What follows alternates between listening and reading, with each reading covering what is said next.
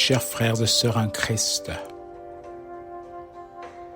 amis et bien-aimés dans le Seigneur, grande est ma joie de vous retrouver une fois de plus en ce jour.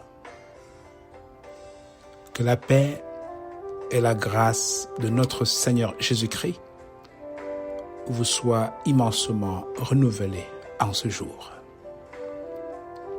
Voici la parole vivante. Elle est tirée de l'épître de Paul aux Galates, chapitre 3, le verset 11, et qui dit « Et que nul ne soit justifié devant Dieu par la loi, puisqu'il est dit « Le juste vivra par la foi ».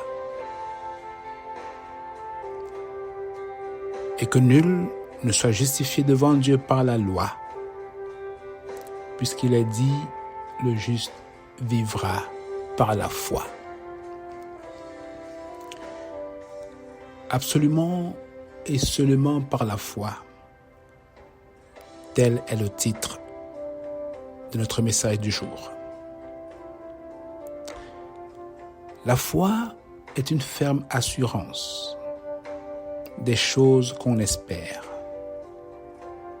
une démonstration de celles qu'on ne voit pas, nous dit la parole en Hébreux 11, verset 1. Sans la foi, il est impossible de plaire à Dieu. C'est par la foi que nous croyons en Dieu et que nous acceptons tout ce que sa parole nous dit. La foi est le point de départ si l'on veut marcher avec Dieu. Le juste vivra par la foi, nous dit la parole. Cette foi vient de ce que l'on entend. Et ce que l'on entend vient de la parole de Dieu. En d'autres termes, ce n'est pas nous qui produisons la foi en nous.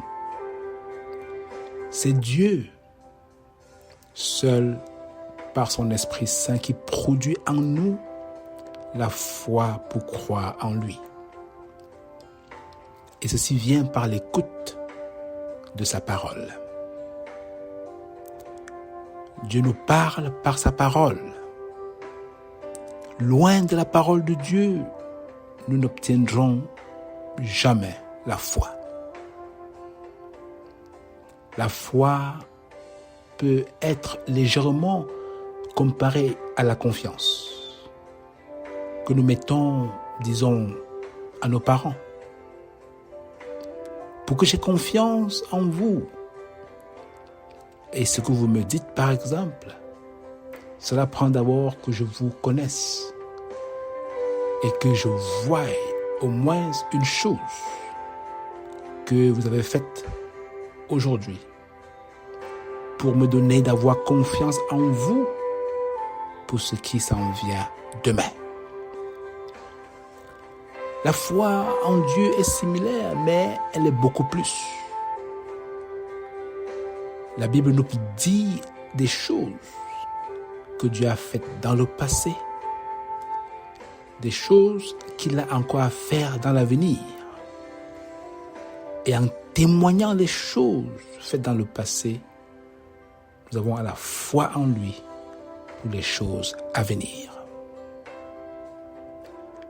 Oui, l'opposé de la foi, c'est la vue.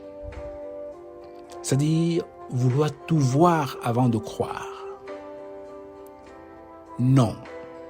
Celui qui s'approche de Dieu doit croire qu'il existe, même s'il ne le voit pas.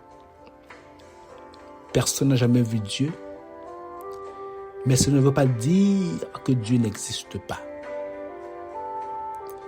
Heureux celui qui croit sans avoir vu, nous dit la parole.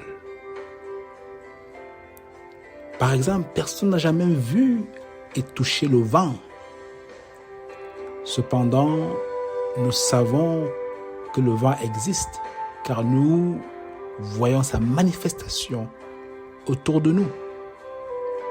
Les feuilles des arbres qui bougent, les bateaux à voilier qui avancent sont une manifestation du vent autour de nous.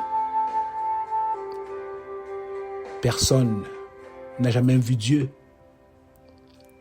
Cependant, Dieu s'est déjà manifesté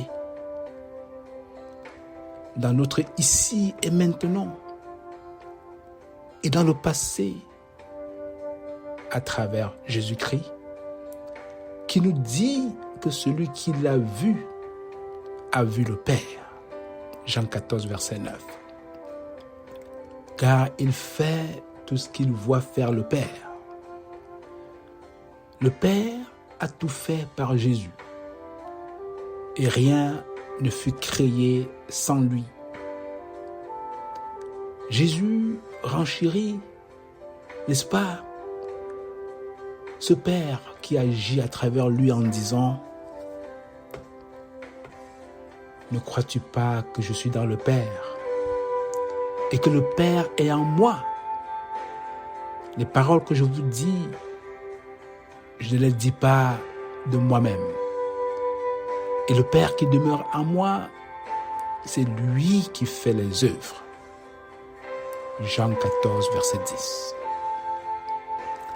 Lorsque nous n'avons pas la foi ou que nous cessons de croire en Dieu, alors nous disons à Dieu que nous voulons d'abord te voir avant de croire. Certains qui n'ont pas la foi,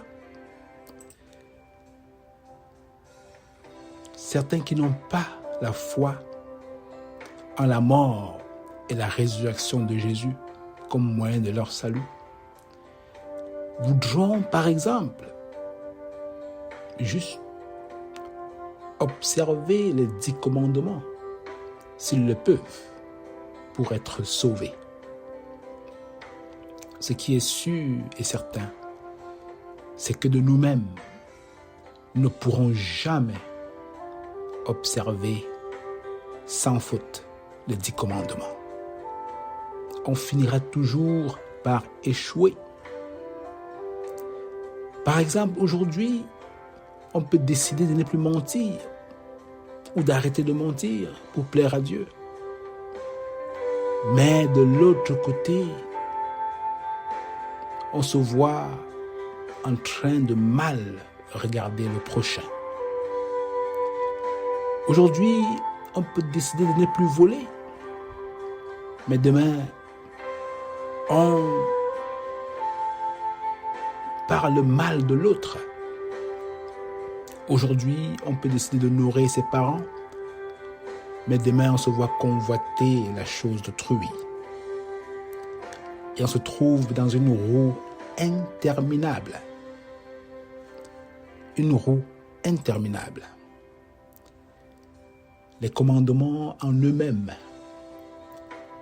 que Dieu nous a donnés à travers sa parole sont bons. Ces commandements et préceptes nous aident à avoir non seulement une bonne moralité, à savoir vivre au milieu, n'est-ce pas, disons dans notre société, mais il ne nous sauve pas. Car si c'était le cas, alors Christ serait mort en vain.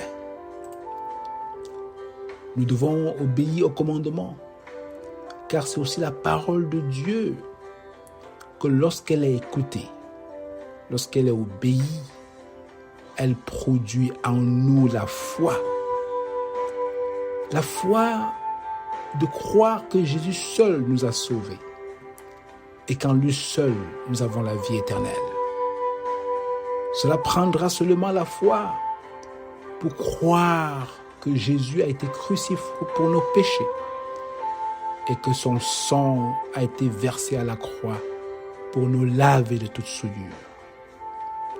Cela prendra la foi pour croire que seul Dieu a créé tout ce que nous voyons autour de nous.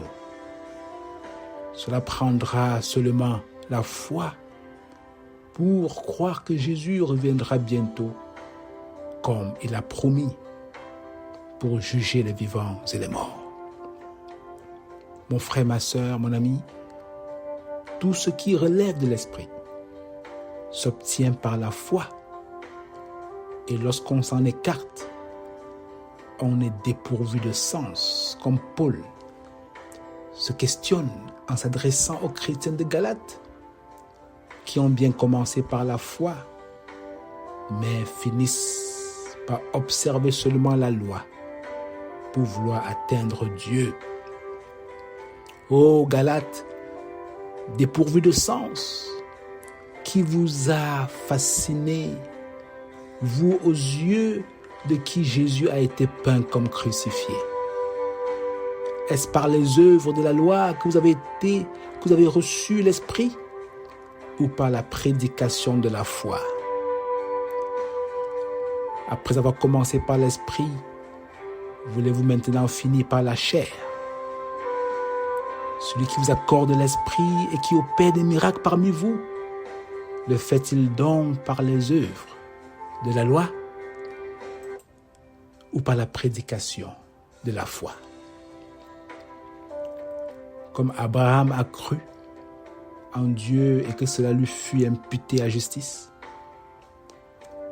reconnaissez donc que ce sont ceux qui ont la foi qui sont fils d'Abraham ou encore fils de Dieu.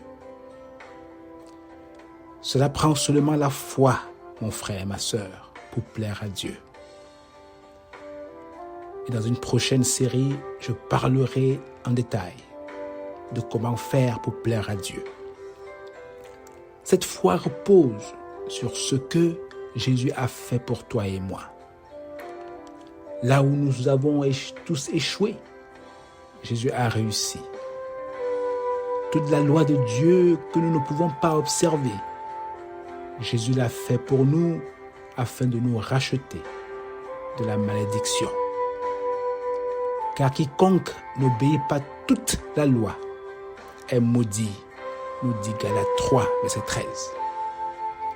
Alors soyons sensés et demandons humblement à Dieu de nous donner la foi pour continuer de croire en lui, même si nous ne pouvons pas tout comprendre.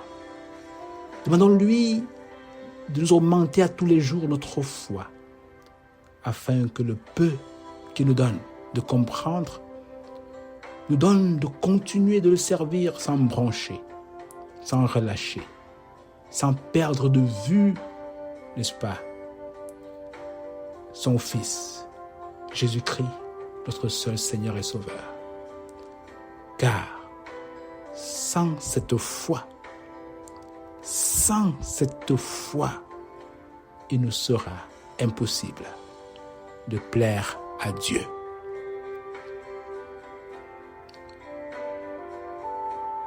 Sans cette foi, il nous sera impossible de plaire à Dieu.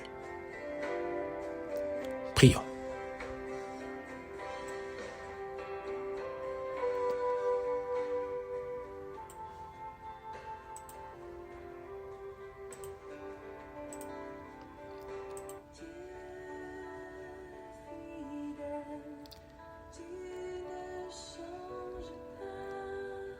Seigneur,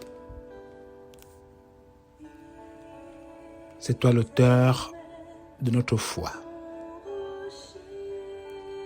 Ce n'est que toi qui peux nous ouvrir les yeux pour que nous mettions tous notre confiance en toi. De nous-mêmes, Seigneur, pauvres pécheurs que nous sommes, nous ne pouvons rien. Comment un aveugle pourrait-il conduire un aveugle, Seigneur? Nous te prions et crions vers toi de nous venir en aide, Père, et libère-nous de notre aveuglement, afin que nous puissions mieux te voir dans ta parole, pour avoir la foi en toi. Ô Père éternel, nous te demandons, pas à cause de notre mérite, mais à cause du mérite de ton Fils Jésus-Christ, par qui nous avons prié. Amen.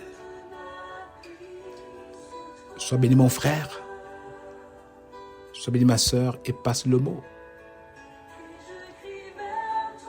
afin que d'autres aussi puissent obtenir cette foi, non d'eux-mêmes, mais de la part du Dieu Tout-Puissant, qui la donne à tous ceux qui la lui demandent.